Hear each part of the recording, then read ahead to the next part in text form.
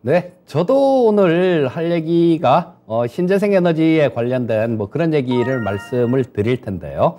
자, 요거는 지난주 목요일에도 제가 태양광을 비롯해서 신재생 에너지 관련되는 부분들을 말씀을 드렸으니까 올라가고 난 다음에 뒷북을 치는 게 아닙니다. 그리고 지금 그 신재생 에너지 관련주들 이 시간을 통해서 소개시켜드린 현대에너지 솔루션이 오늘로써 수익이 60%가 넘었습니다. 그리고 또 오늘 또 마찬가지로 이 시간을 통해서 소개시켜드린 자 현대에너지 솔루션 차트 잠깐 한번 볼까요? 자, 차트 보면서 말씀드리겠습니다. 자, 보시면 이때예요. 이때 지금 제가 굉장히 싫어하는 것 중에 하나가 뒷북 치는 겁니다. 근데 올라가는 거 쫓아가면 뒷북을 치는 거죠. 자, 지금 같은 경우도 마찬가지입니다. 이때 어디서 저 뭐 3만 원, 이때 어디서 말씀을 드렸는데 지금 뭐 한 60% 수익이 넘으니까요. 자, 요런 것들은 제가 항상 여러분들께 드리고 싶은 얘기는 그런 얘기입니다. 빨리 돈을 벌려고 하지 마시고요. 시간을 투자하십시오. 빨리 돈을 벌려고 하면 실수가 많아집니다. 그리고 고점에서 따라가서 잘못 물리면 크게 물려요. 그렇기 때문에 요런 것들도 마찬가지 뭐 현대에너지 솔루션 같은 경우도 지금 당장 쫓아가시는 거 그거는 안 될 얘기입니다. 그건 안 될 얘기고 또 충분히 뭐 이렇게 조정을 받으면 그때 좀 매수를 하시면 좋을 것 같고요. 상강 MNT도 마찬가지였죠. 저 밑에 있을 때 말씀을 드렸는데 지금 현재 뭐 한 24% 정도 그 정도 수익이 발생돼 있습니다. 물론 이 시간을 통해서 추천주로 말씀드렸던 종목이고요. 자, 오늘 이게 올라온 이유는 뭐 앞에서 이강무 전문가도 얘기를 했지만요. 태양광보다는 풍력 쪽이 더 강했습니다. 자, 이유는 그런 거죠. 지금 현재 ESS를 이렇게 실증 사업을 실시한 거는 태양광 쪽에는 거기서 발생되는 전기를 ESS에다 저장하는 것들, 이런 것들 실증 사업을 진행을 했습니다. 그리고 뭐 건설 현장에서 쓰는 그런 장비들, 이런 것들도 마찬가지 ESS로 실증 작업을 마쳤는데 풍력은 아직까지 그걸 하질 않았습니다. 그런데 정부에서 이 풍력 발전에서 나온 전기, 뭐 요거도 ESS로 저장하는 그런 실증 사업을 하겠다라는 그런 얘기가 나왔어요. 그리고 아침에는 전체적으로 다들 굉장히 좋았었죠. 굉장히 좋았었는데 풍력 쪽이 더 강했던 이유는 그런 겁니다. 벌써 지난주에 이 태양광 쪽 같은 경우는 좀 움직였죠, 벌써. 그렇기 때문에 돌아가면서 올라오는 차원이라서 이 풍력 쪽이 오늘은 훨씬 더 강한 그런 모습이었었고요. 자, 이 신재생 에너지 같은 경우는 이 거스를 수 없는 대세입니다.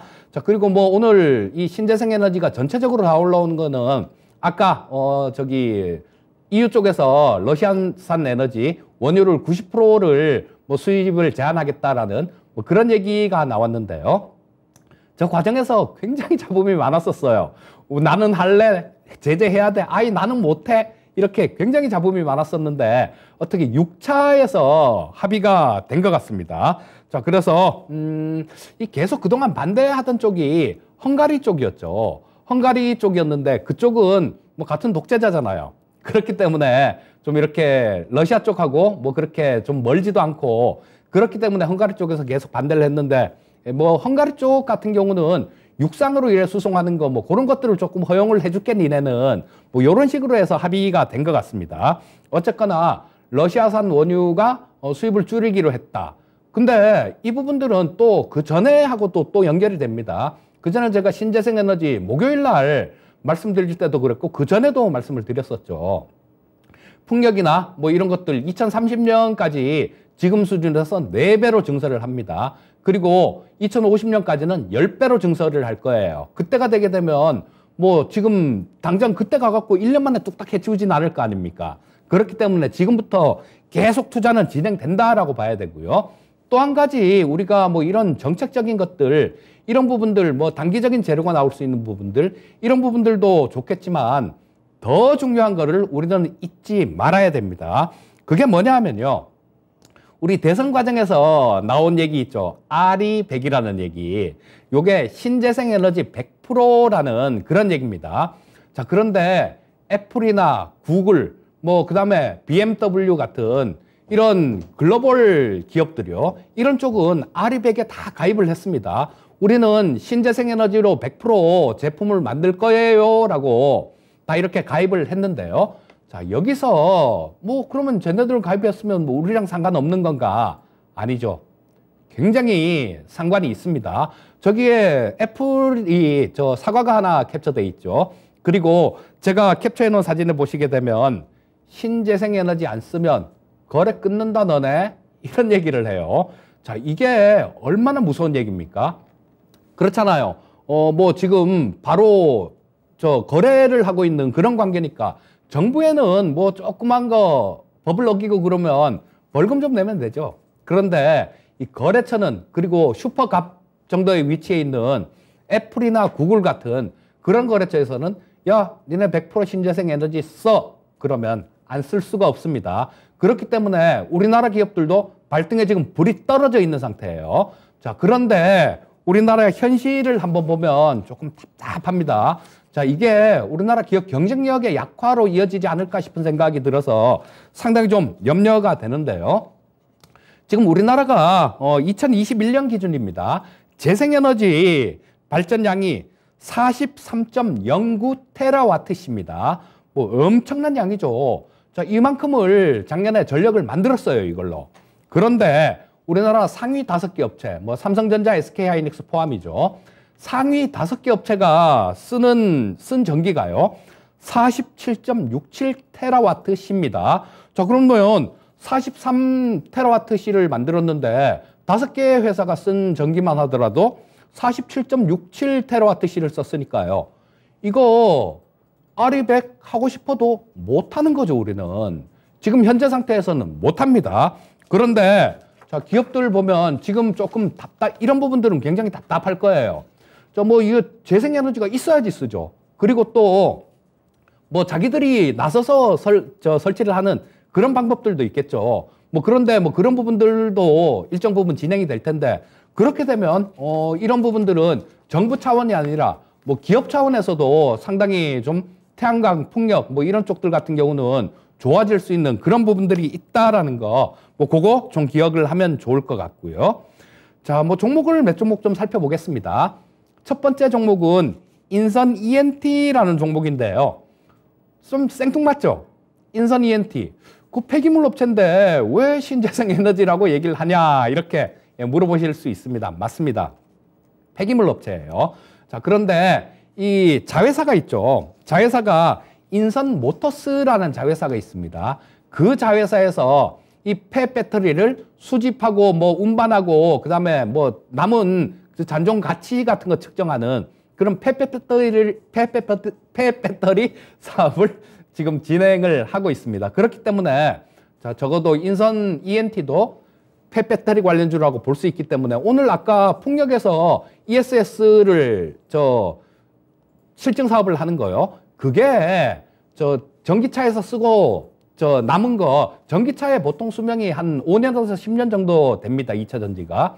자, 그렇게 되면 지금 당장은 아니더라도 2000년부터 이렇게 굉장히 많이 전기차가 보급되기 시작했으니까요. 2025년도 이후에는 폐배터리가 많이 나올 수 있다라는 얘기죠. 자, 그런 부분들을 본다라면 이 인선 ENT 같은 경우도 충분히 폐배터리 관련주로 볼 수 있고요. 또 제가 전에 기상캐스터처럼 한번 기상도 갖고 와서 막 말씀을 드린 적 있잖아요. 티벳 고기압, 태평양 고기압, 뭐 편서풍, 라니냐 현상 막 그러면서. 자, 올해는 라니냐 현상이 굉장히 좀 나타날 걸로 그렇게 보인다라는 기상 예보가 있습니다. 자, 여러분들 태풍 오고 그러면 어떤 종목들이 투기적으로 움직입니까? 폐기물 관련주들이 상당히 투기적으로 움직이는 경향이 있어요. 물론 아직까지 태풍이 올 때는 안 됐습니다. 하지만 지금 차트에서 보시듯이 주가가 상당히 많이 이렇게 하락해 있는 상태입니다. 그리고 지금 바닥 다지는 국면이니까 지금부터 차근차근 이렇게 모아 가신다라면 나중에 굉장히 좋은 그런 결과를 볼 수 있지 않을까 싶은 생각이 들고요. 자, 그 다음 종목은 OCI도 한번 보도록 하겠습니다. 이 OCI는 폴리실리콘을 만드는 기업이죠. 자, 이 태양광이나 태양광 패널이나 아니면 반도체 반도체 웨이퍼를 만드는 그런 소재가 되기도 합니다. 근데 이 폴리실리콘을 어떻게 만드냐 하면요, 거대한 굉장히 큰 전기로에다가 모래를 거기다 퍼 담습니다. 모래를 퍼담아서 전기로 굉장히 이렇게 높은 온도로 가열을 합니다. 그렇게 되면 거기서 이제 빠져나와서 폴리실리콘이 빠져나오는 거죠. 자, 그런데 자, 여기서 포인트가 그거예요. 전기가 굉장히 많이 들어간다라는 겁니다. 그렇기 때문에 지금 우리나라 기업들 같은 경우는 중국 업체, 폴리실리콘 업체 게임이 안 됐어요. 이 OCI가 그런 케이스인데요.